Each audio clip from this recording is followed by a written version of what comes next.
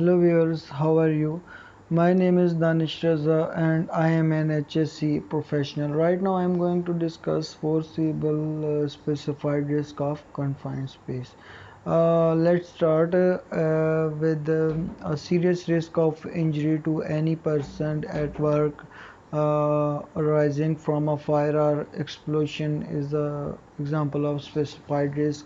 For example, fire or explosion occurring during work in a tank previously storing flammable liquid.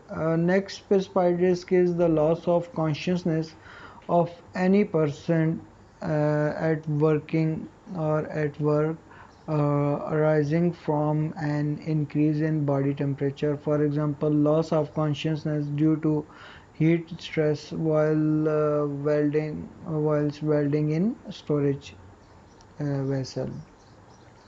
Another specified risk is the loss of consciousness or asphyxiation of a person at work arising from gas, fumes, vapor, or lack of oxygen.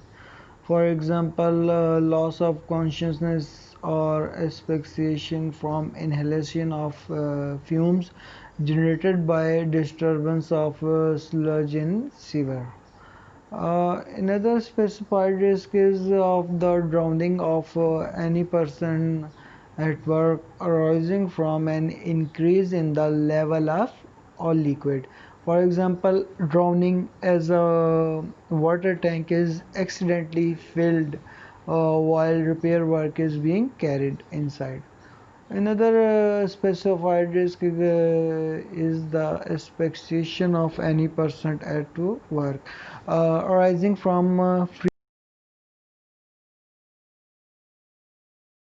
or respirable environment due to entrapment by a free-flowing solids. For example, asphyxiation due to being buried in grain as a silo or loaded whilst persons are working inside. Well, free-flowing solids are any substance consisting of solid particles and which is of or is capable of being in flowing or running consistency and include flour, grain, sugar, sand, or other similar materials.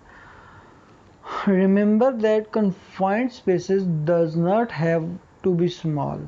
An empty oil storage tank can be big enough to play a game of football inside, but it is still confined space because of its enclosed nature and the risk of fire, asphyxia, and drowning as a result of inflow of oil or other liquid while people are working inside the tank. For example, an in-feed pump might be accidentally switched on.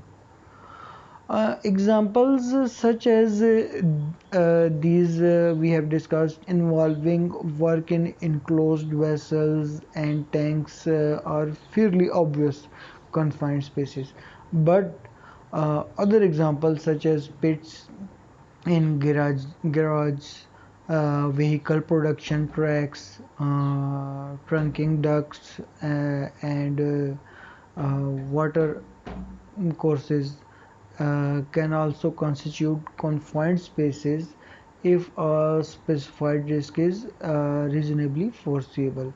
Uh, so the potential hazards in case of, in that case of confined spaces, oxygen, first of all, oxygen deficiency or imbalancement of oxygen less than 19.5% can affect human body, results in headache and death, and enrichment of oxygen greater than 23% results in fire. Because oxygen standard in confined spaces ranges from 19.5 to 23.5. And another potential hazard of a confined space is toxic material like carbon monoxide, hydrogen sulfide, welding fumes, and corrosive. And another potential hazard is of combustible materials such as methane, hydrogen, and acetylene. Um, Other potential hazards in confined spaces sources. All the mechanical hazards are also the potential hazard in confined space, and all hazards of excavation include in confined spaces. This is it. Hope you have understand the conceptual details with respect to occupational health and safety. Feel free to contact me in case of any query. Thank you.